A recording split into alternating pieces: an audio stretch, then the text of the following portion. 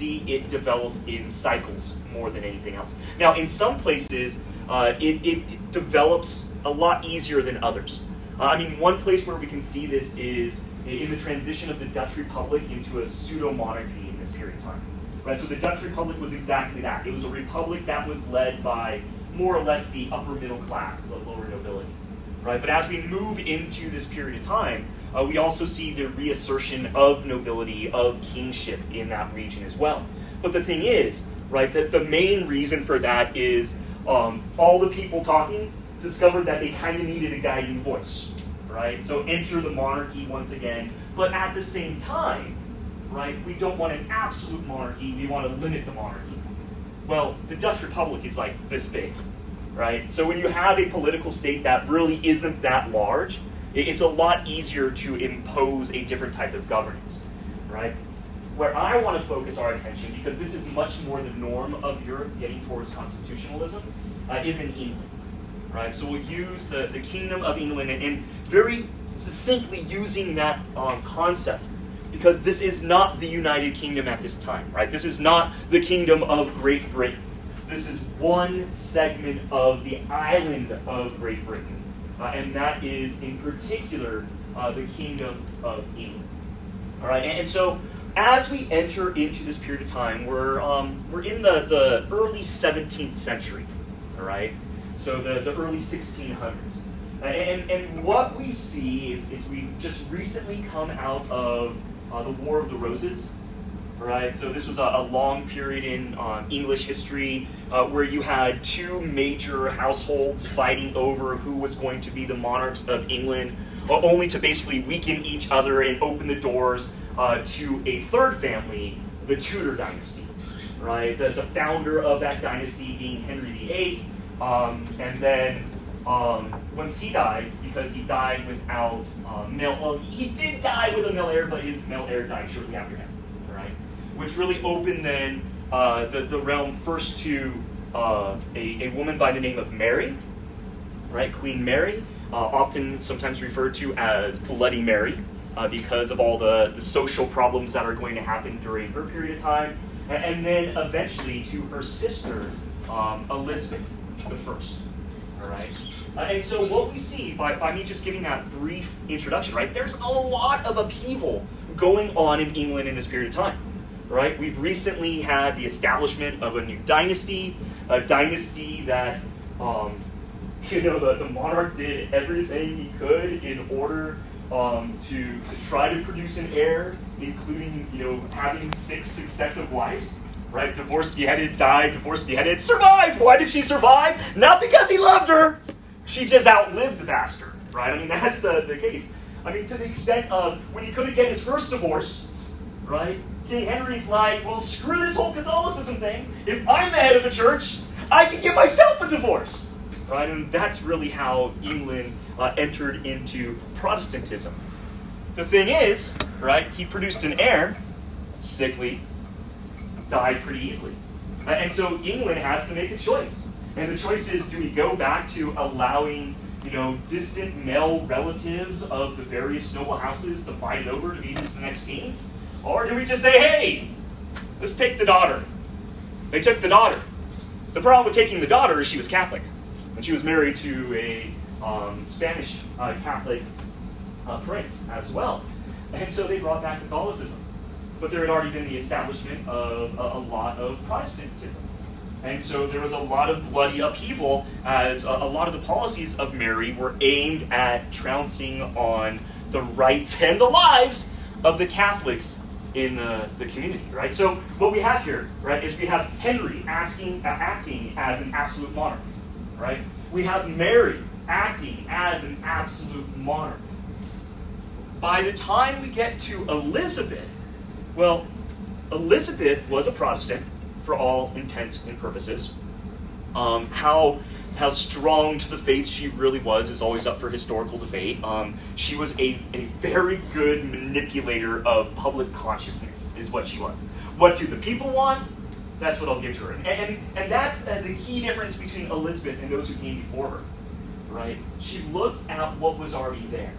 She looked at what she could use to her benefit.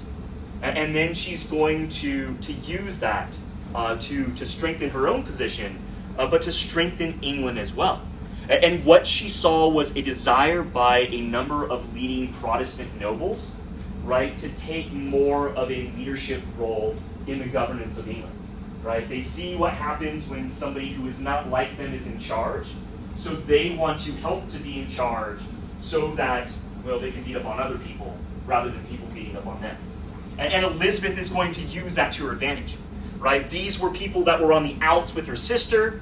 She brings them into the government. She gives them more power and authority, right? Or at least it looks like they're getting more power and authority. And that in turn will make them more loyal to her.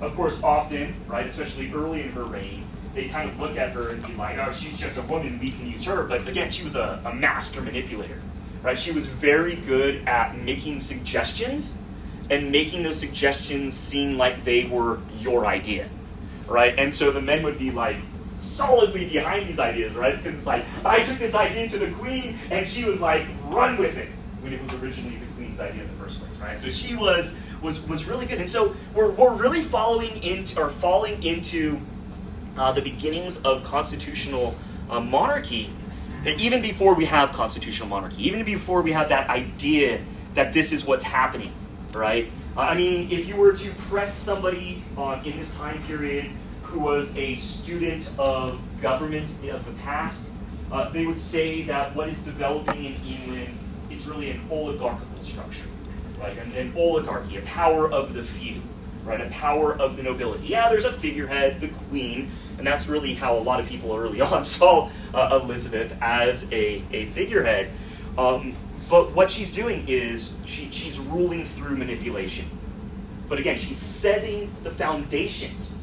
Because even if these are her ideas and she's leading the aristocracy into adopting them as their own ideas, she's giving them voice. Because after Elizabeth, we'll have another strong king for a while, but after them, the ability of these monarchs really isn't that good. And so she kind of sets up her successors to fail. She's so good at what she does and getting people to do what she wants that she allows them to believe that they have a big voice. Once you get that kind of manipulation gone, well, the nobles are still going to want to have that voice. And if the monarch isn't that kind of manipulator, isn't that kind of politician, that diplomat, right, they're going to get left behind.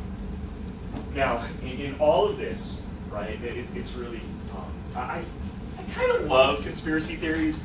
I don't believe in most of them because it's just hogwash from a historical perspective.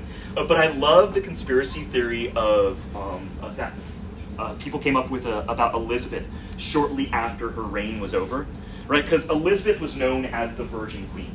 She's the reason we have the state of Virginia, right? It was named after her sexual status, I guess. First off, to say that she was a virgin, no, right? She just was the unmarried queen. And the reason for that is she realized if she married a man, she would have to basically turn her power over to that man, or at least share her power with that man, right? That was the norm in this period of time. But other contemporaries had a different idea about why this was the case, right? And it all came down to her choice of fashion. The fashion that she adopted and then that spread across the rest of the English nobility. And that was always these high ruffs. And they say the reason that she always wore these high ruffs was because she was actually transgender. She was a man. She was a man pretending to be a woman. But she had to pretend to be that woman because of a little subterfuge.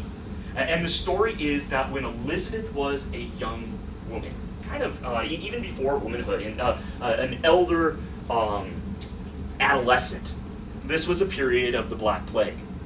And Elizabeth actually died from the plague.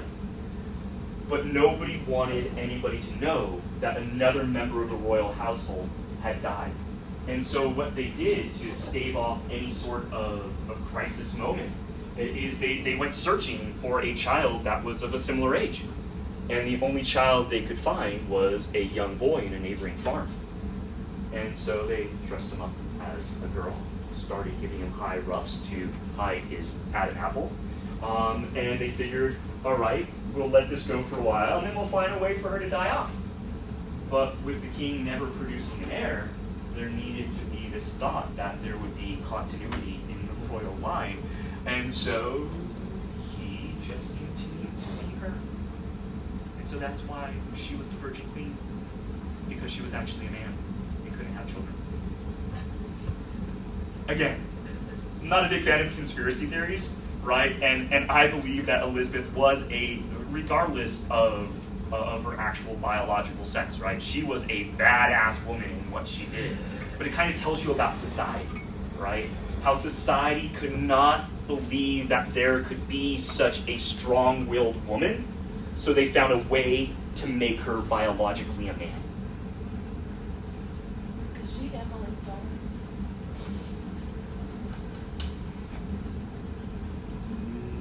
No, I believe both Mary and Elizabeth.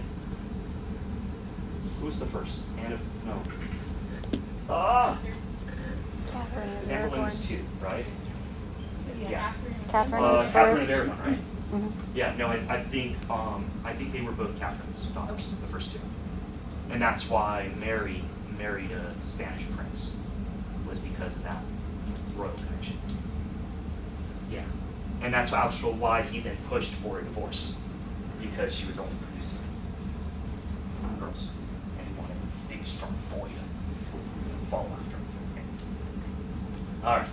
But anyway, I just threw that in there because I think it's interesting, right? And I think it tells us something about the sociological mindset of the population at the time, right? At the time, too, right? I mean, you see those sorts of justifications being made throughout history. One of my favorite was during the period of the Crusades, right? And leading the Muslims during the Third Crusade was a man by the name of Saladin.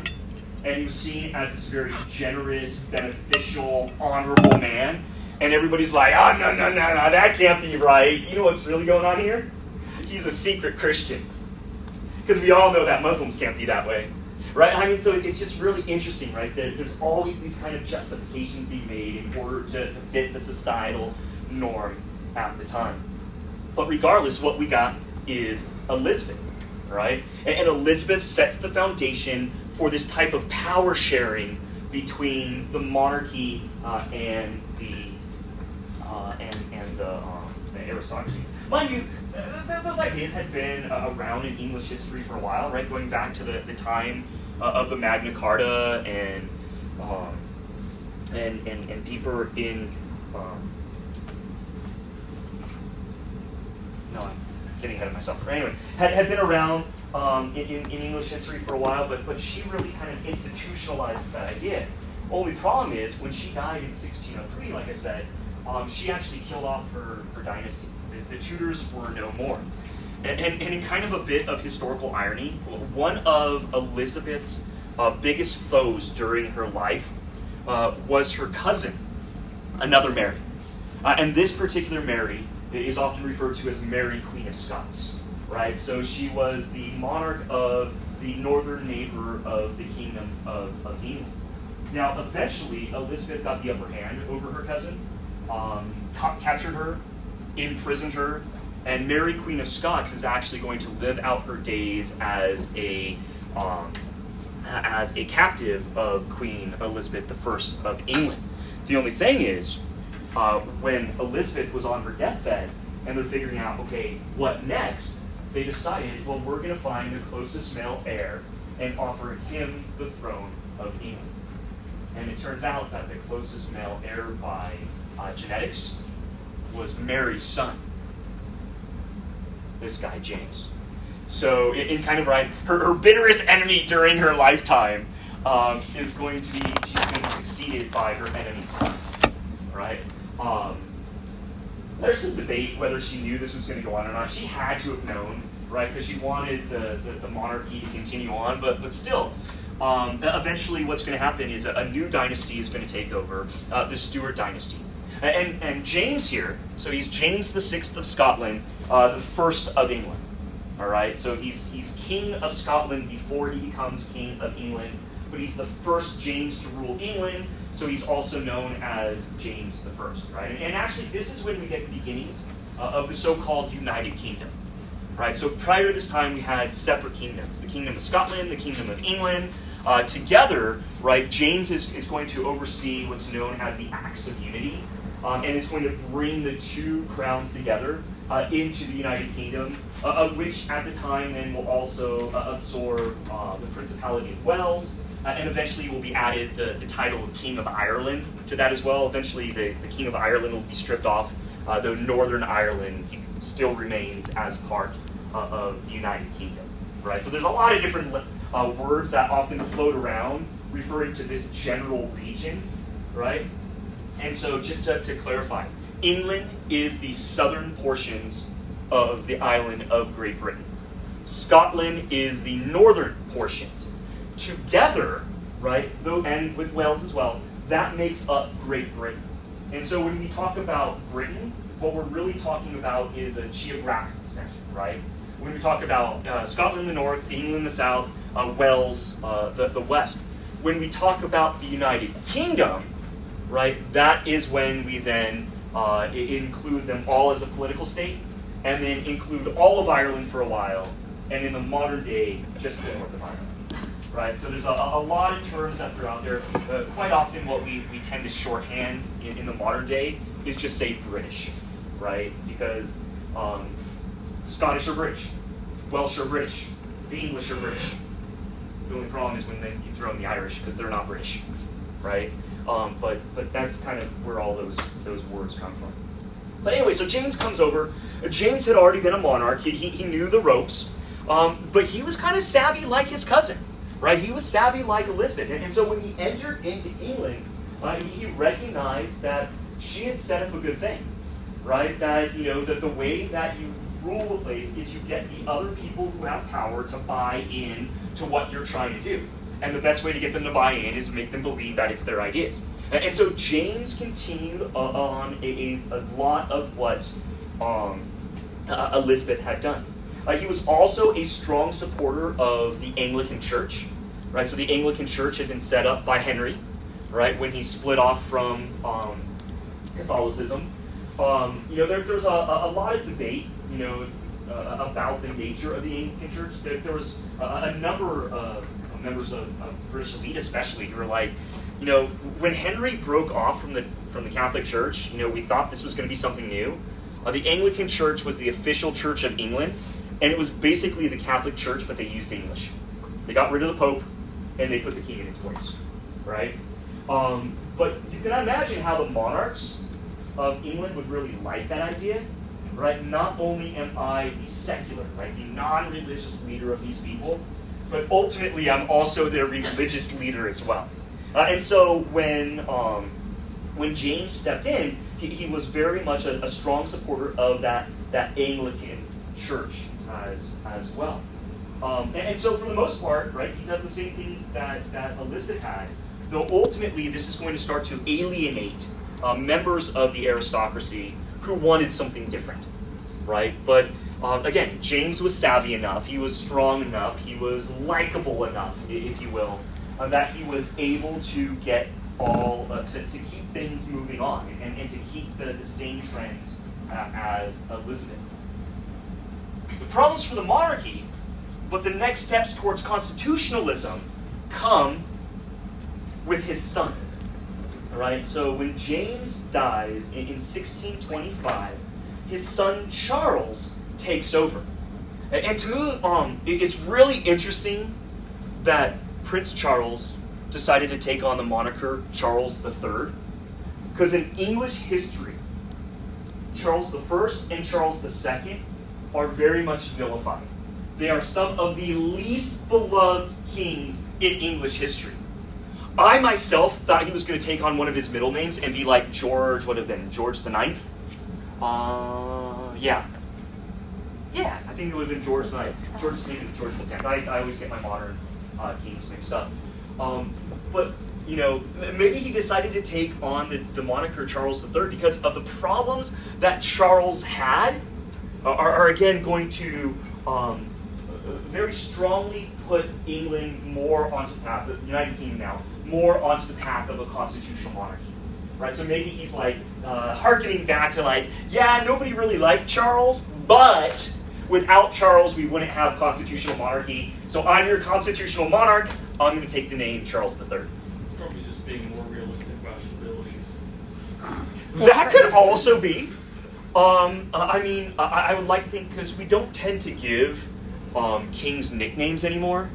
And the English were never that big on that either, right? Not like the French, who had Louis the Fat and Charles the Simple and the really fun names and all that. There's the older medieval kings of England have nicknames. I want to bring it back, and I hope one day Charles is known as like Charles the Goofy or something like that, right? Or he's kind of an oddball, is Charles. He makes a lot of gaffes. He doesn't have a lot of social grace, but who knows? Maybe he's going for consistency. Consistency of bad monarchy, yeah. Did Elizabeth have something in where he could only rule to a certain age? I thought I heard that. I don't know, but she can. I know he gave her shitty cousin the dogs. Yeah. They hate him. The thing about English rules towards the monarchy is they can be made by a monarch and then changed by the next. And it's not like there's much power that the monarchy has, as we'll see, anymore anyway. So really the only thing they can affect is their own family during their own lifetime. Like, they can all play Monopoly again. A rule of the of the ruling family of England under Elizabeth is no Monopoly. No member was allowed to play Monopoly. She didn't approve like anything. She went white Tuesday. I don't think Anyway. he wanted to go to that wedding.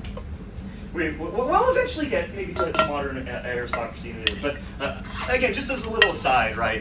Charles, I just want to make it was really an odd choice for him to take Charles as a name. But Charles I followed his son. Right? He was the eldest son of James. And he followed the same policies as his father. Right? So it's not like he became king. He's like, I'm going to do it my way now. He tried to do the same things. Except he was nowhere near as politically savvy. Right? Where James let other people take credit for his ideas. For Charles, it was always about me, me, me, me. Now, it takes a while to build up, right? He's going to be king from 1625 to 1649. But eventually, civil war is going to break out. I mean, that's how bad it gets, right? I mean, it kind of tells you that there were these underlying tensions. Right, the tensions weren't just between Catholics and Protestants. There was underlying tensions within the various Protestant encampments within England, the United Kingdom as well. Right, but Elizabeth could smooth it over. James could smooth it over. Charles made it worse. Is he Charles the First or Charles the Third? He's Charles the First. Charles the Third is the current king of England. Okay, all right. I'm sorry, current king of Great Britain. But by the time he dies, I have a feeling he will only be king. So when they changed the language from Latin to English, Yes. is that what caused all these factions to come out? Not really, because there's still the Catholics, right? And they want to follow tradition. Then you have the Anglicans, where it's, hey, we're perfectly good still being Catholics, but using the English language for instead, right? And then you have basically the other group that didn't think the Anglicans had gone far enough, right? They were looking for a complete and utter break from Catholic tradition, but the Anglicans didn't do that. They just, again, they took Catholicism, they erased Catholic, they put Anglican as in English, and that was the biggest change. And now you send your tithes to the King of England rather than to the Pope of Rome. And so everybody else was like, yeah, no, right? I thought we were making a break from the church, but no, right? And so Charles was horrible at figuring out how to make that all work, like his father had made it work, like Elizabeth had made it work. And so a civil war breaks out, the English Civil War. It goes from 1642 to, too far there. Sorry, It's jumping around, I apologize. All right, till 1642 to 1648. All right, so, I mean, during the Civil War, of course, this is the last part of the reign of Charles. But ultimately, under this man, Oliver Cromwell, the other side is going to win out. Usually, they're known as the parliamentarian forces. And the reason for this is it was more or less, right, a large segment of Parliament that was against the king. Right? So the king had his faction, but then a huge section of Parliament, right, the legislative body of England, were against him. So he's leading the parliamentarian forces. Here's our little Cromwell. There we go. And it's often known, the specific fighting force, as the New Model Army. All right. And the thing about this New Model Army is they were using modern military tactics. They were much more apt in the use of firearms. They were better trained. All this stuff versus the kind of old. We could still call it medieval armies. They were using firearms. They were using cannon, but a lot of it was still kind of regionally based. It was still based on, like family units fighting together, village units fighting together, all of that. Whereas the Commonwealth Army is this new idea, kind of like what Louis XIV had done in France, right? This standardized uniform, standardized training, all of that. In fact, in American history, you most know this New Model Army.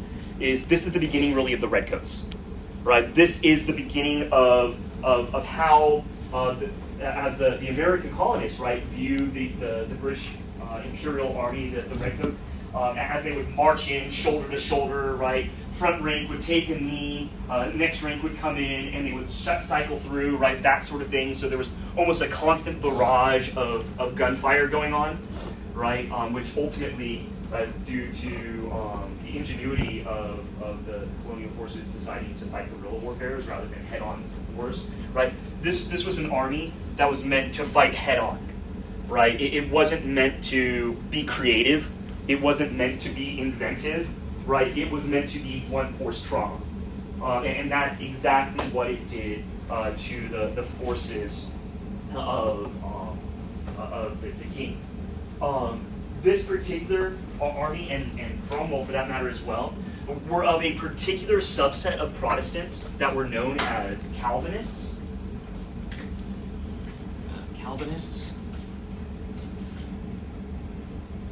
So this was based on a branch of Protestantism that had actually developed in Switzerland. And in that particular branch, there was this idea that there was only two types of people in the world. There were the elect, and there were the reprobate.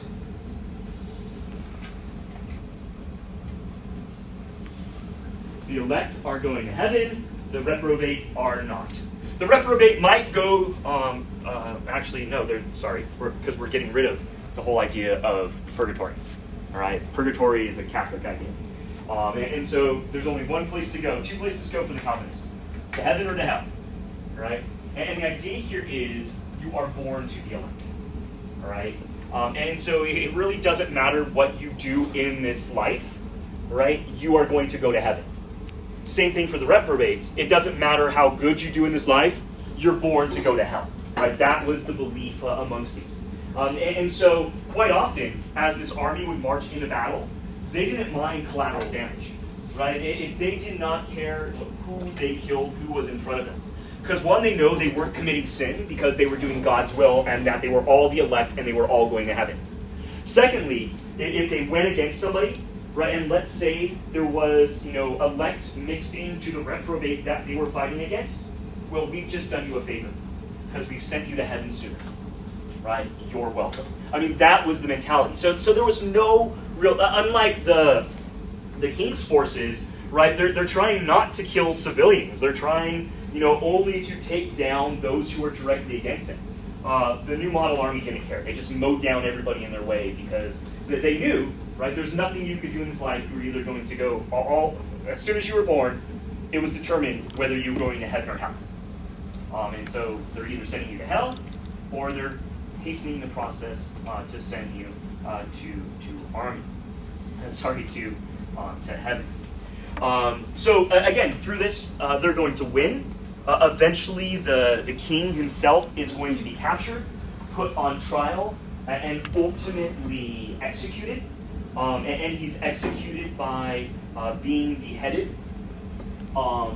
Just as an aside to this, if any of you ever get a chance to go to London, right, the capital of currently the United Kingdom, but long time the capital of England as well. There's the Whitehall area of London.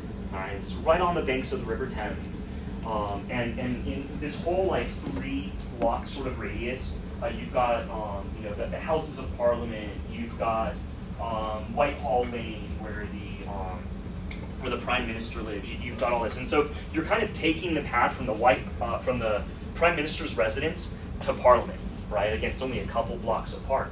There's a lot of public statuary, and just outside the Prime Minister's residence, on Downing Street, there is a statue of Cromwell, right? And Cromwell is just kind of pointing in the general direction of Parliament, like kind of, because of me, that's why we have that, along a roundabout way. It kind of is.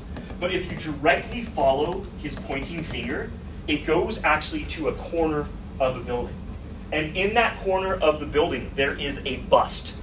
And that is the bust of Charles I, right? And a bust, of course, is just the head.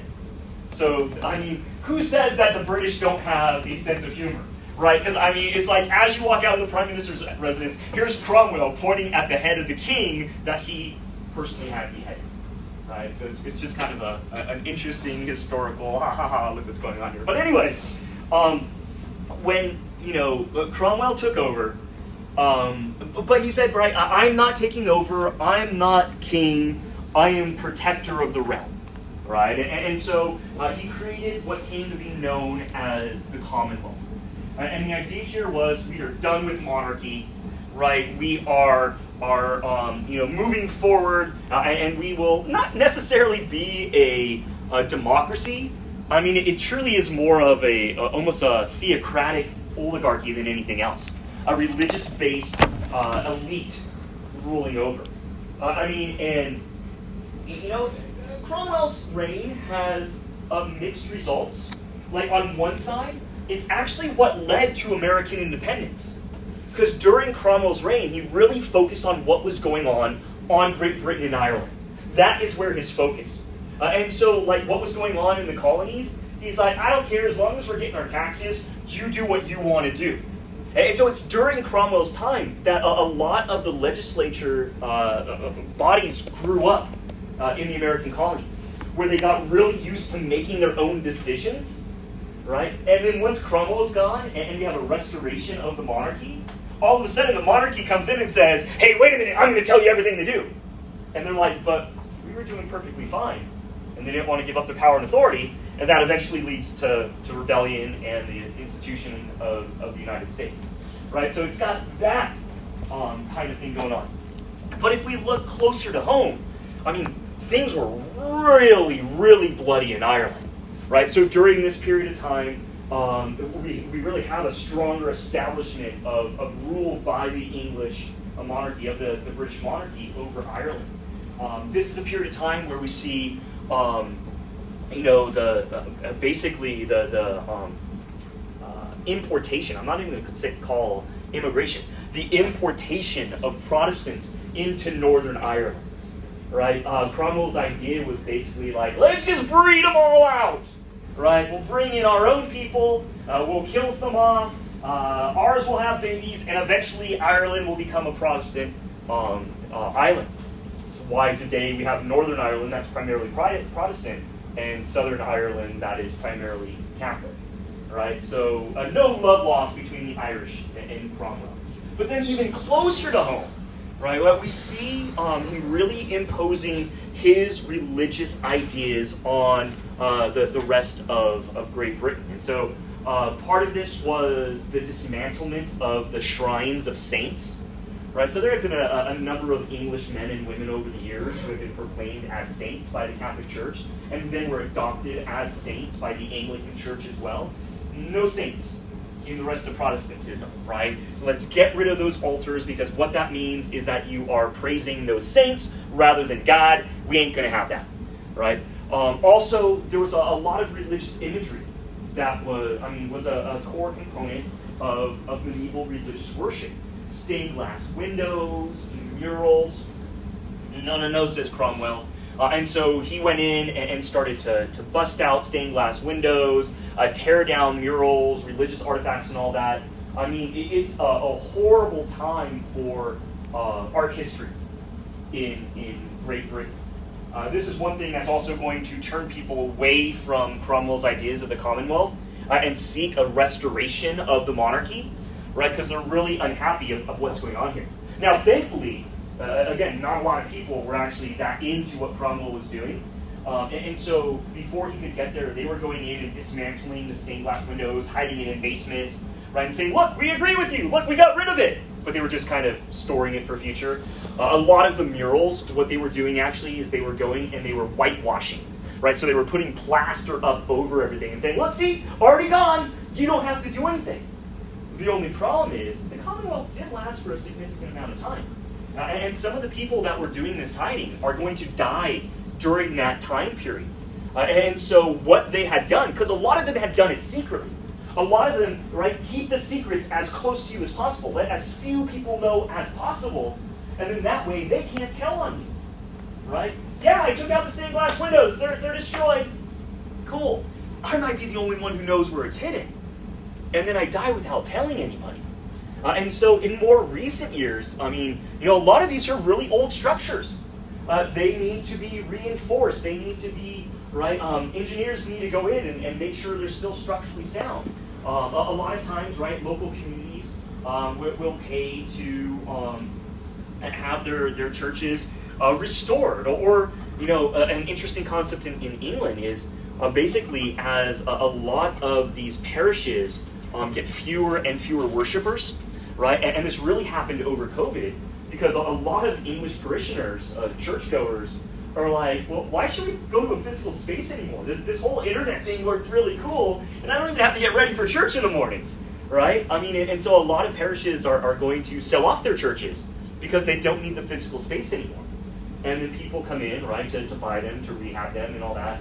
And as they're doing so, right, they've been pulling down these walls. They've been going into the basements. And they've been just finding all of this fabulous religious art from days gone by. Right? So it's, I mean, thankfully, he had this idea to eradicate basically any sort of visual representation of religion in Great Britain. And he did do a lot of damage. But thankfully, a lot was saved as well. Well, eventually Cromwell dies in 1658, right? So a decade. I mean, a decade as a leader in this period of time is quite a significant amount of time. And there was no kind of like vice dictator. That's really how we could understand his protectorhood. And basically one of his sons tries to step up into the breach, be like, I'm the new protector. So what are we having? Dynastic succession. You know who does dynastic succession? Monarchies. And so even some people that were supporters of Cromwell are like, wait a minute here, right? So you're just saying we traded one monarchy for now this one. And the thing is, Cromwell was a force.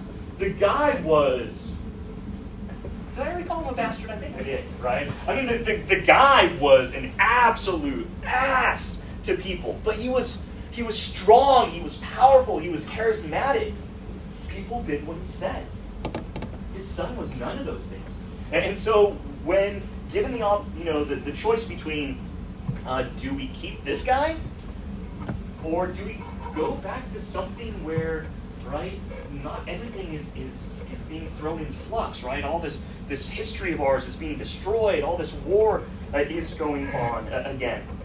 And so his son holds on for a couple of years, but eventually he's set aside, and as I said, the monarchy is restored, right? And it's restored in the form of the son of Charles I, Charles II, right?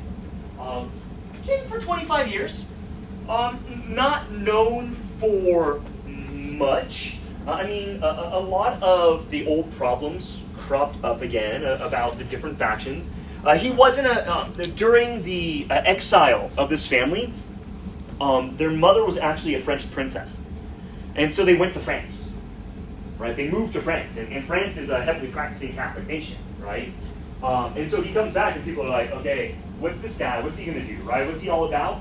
he's not a practicing Catholic, but he's very sympathetic to the Catholic cause, right? And so that is once again going to cause friction, because the vast majority of those in charge were Protestants, and the last thing they want is a reestablishment of Catholicism.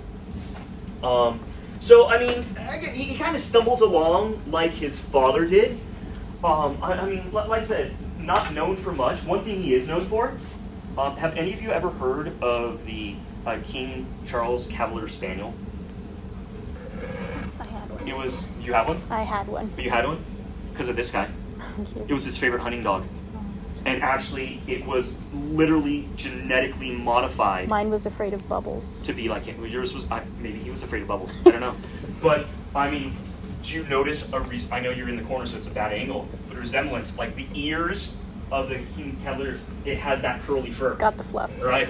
And look at that schnoz. Right? I mean, I'm no fashion model myself, but, I mean, if anybody had a face to design a dog after, it's Charles, right? Charles II. But anyway, so Charles, tried and failed miserably. He was followed by his brother, James. So it moves in succession. Charles didn't have any male heirs that were of the right age. And James was problematic, right? Now known as the second. And James was problematic because, unlike his brother, who was sympathetic to Catholicism, he was openly Catholic, right? He had adopted Catholicism when he was living in France. Now, this could have led to civil war again, but Parliament, no pun intended, but kind of, kept their head and let him keep his as well. Because see, the thing about James is, I mean, if you notice, it wasn't a fashion trend that his wig is slightly grayed. He was old.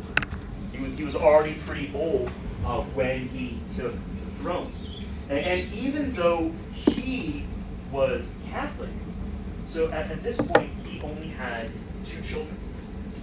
Both daughters, both married to Protestant leaders somewhere else in Europe, right? So the idea is, let's just wait this guy out. He's not, he's not going to live that much longer, right? Let him live out his life, right? We won't be the ones to start any sort of war or anything like that. Let him live out his life, and then we'll offer the throne to one of his daughters and their husband, all right? And that will then bring Protestantism back into alignment in England. The thing is, after he became king, James decided to remarry. He married a woman quite younger than him, another Catholic, Mary of Modena, which is an Italian city-state. And, he did his kingly duty. He impregnated her. And on June 10th, 1688, she gave birth to a son. Ruh-roh. Because here's the thing, right? It doesn't matter that there are 2 grown children ready to take over once James is dead, all right? The line of succession in England is clear. Firstborn son takes prominence over daughters. And so, this new child, I think also named Charles. I think he was named Charles after his father. After his grandfather, excuse me, was the next rightful king. Now, just jump ahead a little bit. That has actually now been changed in British law.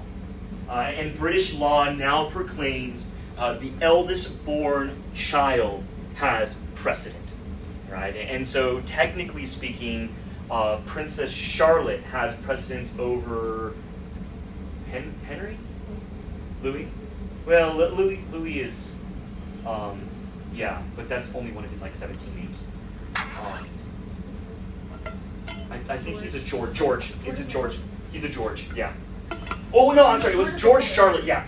But when let's get all the details right. But when Kate was pregnant, right? That's when they changed the law. And so if her firstborn child had been a girl, they would have precedent over a younger boy child. But in this period of time, and this is kind of the reason for that, right? At this point in time, well, what you get is what you get, right? And what we're going to get is this boy as the next king. Well, Parliament's like, nah, we're not going to do that, right? Especially because James is going to die, and then all of a sudden this kid is going to need regents, and of course his mother's going to pick Catholic regents, and then all of a sudden Catholic dukes and earls and barons are going to get more power in England again, and it's going to cause even more problems. And so they moved. And what they did is they reached out to his eldest daughter, Mary, right? James's eldest daughter, Mary, who was married to William of Orange in the Netherlands, both Protestants. And they said, listen, all right, we would like to offer to you the monarchy of England, of Great Britain. All you need to do is put together an army. We'll meet you with one of our own, and together we will get rid of your father. There's some other stipulations, but we'll talk about those in just a minute. And together, what this led to in 1688 became known as the Glorious Revolution, right? The Glorious Revolution because it was a virtually bloodless revolution. Seeing the writing on the wall, James grabbed his daughter, grabbed his young son, and they hightailed it to France. They're like, there's no way that we can stand against these combined armies. I say virtually bloodless because in Scotland and England and Wales, it was. In Ireland, it got really bloody. And the reason for that are the Irish are like, fuck yeah, we're going to have a Catholic king again! Wait, you got rid of him? And they rose up in bloody revolution. And of course, Parliament moved to put them down. But in the core of the kingdom, England and Scotland, is really why it's known as the Glorious Revolution, because again, it was virtually bloodless.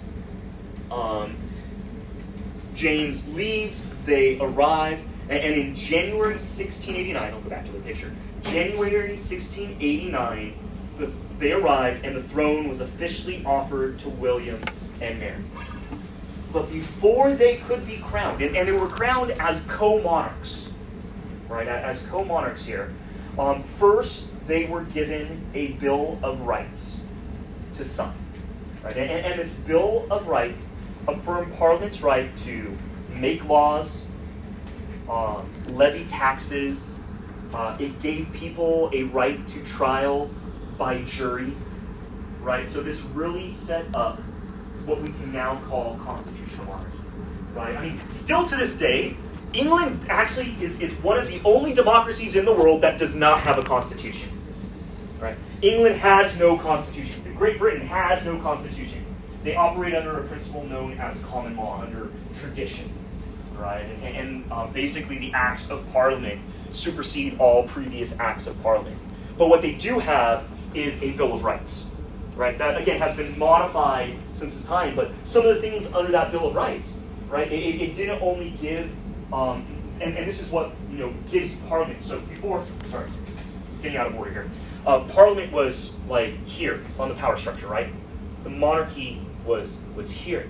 What this does is it doesn't quite go to the same levels, but it lowers the monarchy under the authority of Parliament, right? The kings cannot do anything without the say-so of Parliament. Parliament has to sign off on virtually everything in this period of time. Though it also set up some stipulations for kingship. And the biggest stipulation in kingship is that in order to be king of England, you have to be a practicing Anglican. Only members of the Anglican Church can be the monarchs of England. Kind of makes sense, right? Because another role of the King of England is the head of the Anglican Church. I mean, it's more of a ceremonial role than anything else, right? There's bishops and archbishops who do the actual heavy lifting, but that's a key. And that would be the case from then all the way till the early 2000s. And then once again, at the same time that they changed the stipulation, right, that the firstborn son always has priority to be the first in line, another thing they did was stripped away that idea that you have to be a member of the Anglican Church to be king or queen, for that matter. And so technically speaking, if George adopted Buddhism, he could still be king of England, right? Prior to, if he had done that, they would wipe him off the rolls and it would go to the next in line, right? So some growth in English society, right? Recognition that you can be of a different faith to rule over the kingdom. But again, all these stipulations were put in place by Parliament, right? In this Bill of Rights, they signed it. And so this soundly defeated, I'll get you, Gio. This soundly defeated the idea that a king of England ruled by the grace of God, right? From this point on, a king or queen of England rules by the grace of Parliament rather than by God.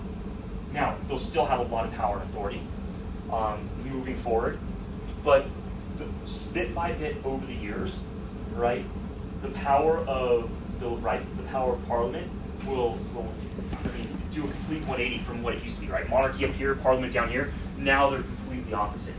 And now really the only function of a monarch of Britain is to officially open up a new session of Parliament. Kind of goes to the question too, like, well, what happens if a monarch doesn't show up? And the answer is, Parliament would probably look around. Somebody grab that gavel! In session, right? And so today, right, we have full constitutional monarchy in England. In fact, wherever we do have monarchies in the world today, about 95% of them are constitutional in nature.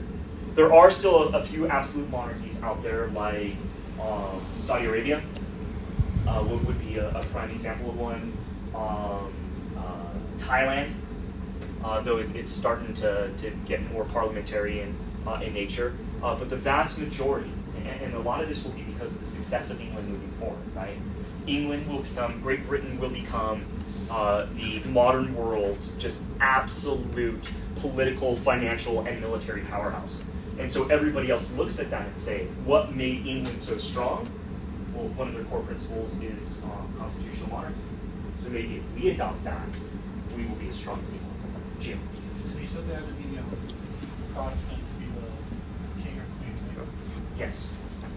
But William of Orange is from the Netherlands. Did the Netherlands also Protestant. follow Yes. English? So did they view the king of England as the church? No, so he's a prince of Orange. And so what that means, so he never would have ruled in the Netherlands himself. Right? His house will. Right? The House of Orange is still the constitutional head of the Netherlands today. Right? So it's Queen Agnes, Queen Beatrice, or did she just step down? Anyway, I used to follow monarchies all the time in school, but now I just have to. That house, that dynastic succession is still in charge, right? But he split off. Right, and so it's not as if their heirs would have had claim to the Netherlands as well. But he will adopt Anglicanism when he moves to England because it's required here. Now, he has to adopt it. Does that mean anything really?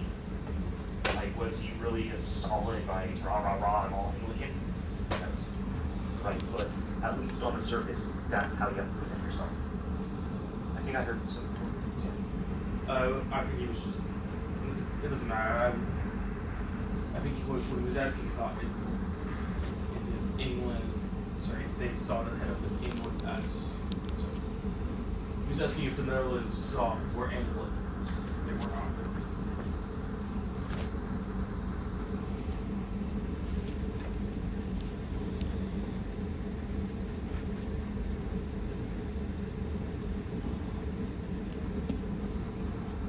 So Protestant, right, is just a overall umbrella, and then under that umbrella, right, Calvinists thrown in there too. I mean, there are literally dozens, if not hundreds, of subsects of Protestantism, right? And so the only people who would see the King of England as the head of the church is those who are also Anglicans. Right, so the two words are not interchangeable.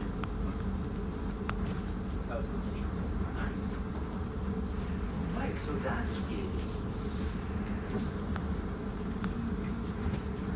what's going on politically. right? And so the whole idea here is that, thanks for clarifying that, Dylan. The whole idea here, right, is what direction do we go in order to make sure the problems of the past do not continue, right? Some of us tighten restrictions, absolutism, and over time, others loosen restrictions. Now, mind you, even under an early constitutional monarchy, it's a very small subset of people who are actually in charge, right? But still, rather than every decision being in the hands of a monarch, right, there's a much more larger body, and that body tends to be more democratically minded, right, giving voice to all of its members. And so there's more people making decisions. And so the idea is that you're making decisions for the betterment of more people rather than for a select few. Right? So that's what's going on politically as we come out of the Reformation. But it's not as if humanity can only focus on one issue at a time, right? Let's get our governmental house in order, right? And then we'll there's all these multiple streams of reform and change and adaptation going on. So at the same time that we see a lot of this sort of political change going on, there's a lot of social intellectual change going on as well. Because we often talk about kind of two ideas of European history that are happening concurrently, right? And it's kind of abbreviated to Renaissance and Reformation. Right? And one of the reasons why it was Reformation in the first place was because during the time of Renaissance, right, it kind of opened up the idea of questioning the norms of the past. And not questioning the norms of the past to get rid of the past, but questioning the norms of the past to see how we can strengthen those norms and make them even better. Right? I mean, one of the big keys of the Renaissance was not just self-expression, it was religious expression. Right? But in the process of all this expression, one of the cornerstones of big time expression was increased in literacy. But this is also a reason why the Reformation works as well as it does. But one of the cornerstones that Martin Luther, right, was often seen as kind of the father of the Protestant movement, even though he was just really recycling a bunch of ideas that had been around in the past, and the Catholic Church had been strong enough in the past and stamped them down, right? But Luther, one of the things that he promoted was, going beyond the priesthood and learning the Bible yourself, right? Going straight to the source material, getting into it and saying, look, all that stuff that the Catholic Church is teaching you, none of that's actually in here, right? You need to learn for yourself. Well, how do you learn for yourself? You read the Bible. The Bible was in Latin. Well, let's translate it into the vernacular, right? The common spoken language. Well, okay, it's in the vernacular, but then people still need to know how to read it, right? And so during the Reformation period, we get this Renaissance and Reformation, we start to get to a lot more literacy, right? A lot more people are learning how to read. And to me, that's even more important than all the artwork and sculpture and all that's coming out of the Renaissance, right? I mean, that stuff is great and it's beautiful and it's so you can condition and don't get me wrong, right? I like staring at Michelangelo as much as the next person, but at the same time, right, the long-standing effect here was an increase in literacy, and an increase in education. And what was in the purview of the church, if you wanted to go to a university, you actually had to take on what are called minor orders. You had to become not an ordained priest, but basically were putting yourself on the path to priesthood, right, in order to get a higher education. That was the purview of the church to control these universities. But we start to see education now moving away from that and into a more secular, non-religious mindset as well. And so, this is all proliferating. Another key component of the Renaissance. It is kind of interesting. And it becomes so when we're talking about movements of the Enlightenment here. And quite often, right, when we talk about the rallying cry of the Enlightenment was this concept of reason, right? Of reason and understanding of the world around us. But this actually started in the time of the Renaissance as well. I mean, this is a period of time where we're starting to see translation and proliferation of the works of people like Aristotle. Right? So prior to the middle of the Middle Ages, Aristotle was known in the European world, but only in fragments. During the period, especially the so-called Reconquista state, right, lasting really from about the thousands into the whole maybe 1492, the last of the political state, was defeated by the Christian kings of the north. But during that period of time, as Muslim areas were conquered, a lot of literature in Arabic was discovered. And this literature was ultimately, writings were ultimately translated from Arabic into Latin and vernacular languages. But one of the works, one of the people that was translated a lot, was Aristotle. And so basically what happens, the works of Aristotle were in Greek, right? Areas were conquered by Islamic political enemy. The works were translated into Arabic, and not only translated, but also commented on, transferred across the Islamic world, eventually came into the Latin-speaking world and into the European world. And what was kind of helpful for the Europeans as well is now not only do they have access to all of this ancient Greek scholarship, right? So Islam is a monotheistic religion.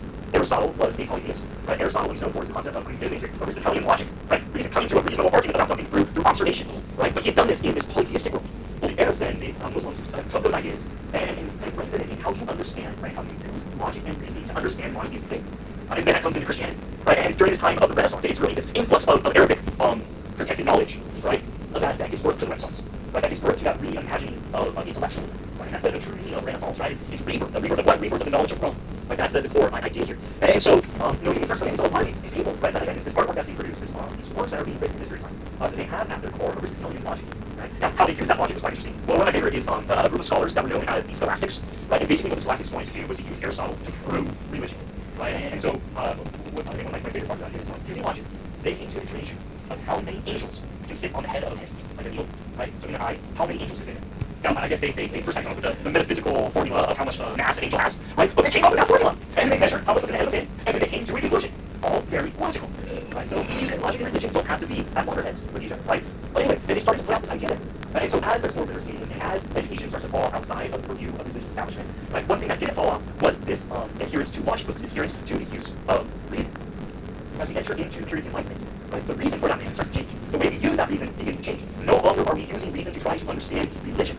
Instead, by using by using the scientific method that lead us to reason, we can throw off the burdens of the past, throw off the excesses of absolute monarchy, the mindless adherence to religion, and create a newer order. This is what these thinkers were aiming for, right? We are going to make the world we inherited from our fathers better, and we can do that through reason, right? So it started as a movement to prop up the Catholic Church, right? To celebrate and to show the core purpose of the Church in society. It became kind of weaponized against tradition. It became weaponized against absolute monarchy and listening to the Catholic Church. And it became a way of personal expression. Now, it's not like somebody flips on a switch and it happens overnight, right? I mean, there have been thinkers like that in the past. And you know what they were called? Heretics. And when the Catholic Church was strong, and the monarchies were strong, and you were declared a heretic, well, there wasn't much time between you had your head on your shoulders and go on, right? But now, we can have some more, like, British constitutions with a meeting of the Catholic Church. And it's splintered. It's split once before, Roman Catholicism and Eastern Orthodox Christianity, but now it's fragmented even more. And so there's more opportunity to go out and share these ideas. But still, as soon as people saw that the Catholic Church was starting to crumble, right? It's not like people just jumping in the face like, I'm going to tell you what's up! It goes in stages, right? It really starts in kind of, the first steps are sort of just explaining the world, right? Taking a look, observing the world, and not saying really that it's good or it's bad, but just this is what it is. It's only slowly that people start to take these observations and say, okay, this is what it is. Now what can we make it into? Okay. 17th and 18th centuries, right? It takes a long time to identify to then bring the status quo. Right? That's what enlightenment ultimately is going to do. We just set up the foundations here. We'll pick that up next week. And see, ultimately, the ideas of enlightenment will come from all across Europe, right? It will be, delivered in multiple languages by multiple peoples. But where we often can track back and say this was really the true intellectual beginnings of enlightenment is actually with two English men, Isaac Newton and John Locke. These two are important. I want to make sure I'm not talking about their lives and stuff like that. I really want to make sure that I lay down the foundational ideas as solidly as possible so we can build up from them. So rather than jumping into Sir Isaac Newton here, let's go ahead and call that a day. And when we come back on Tuesday, pick that up. Thanks everybody. As usual, Kevin, any problems, any questions?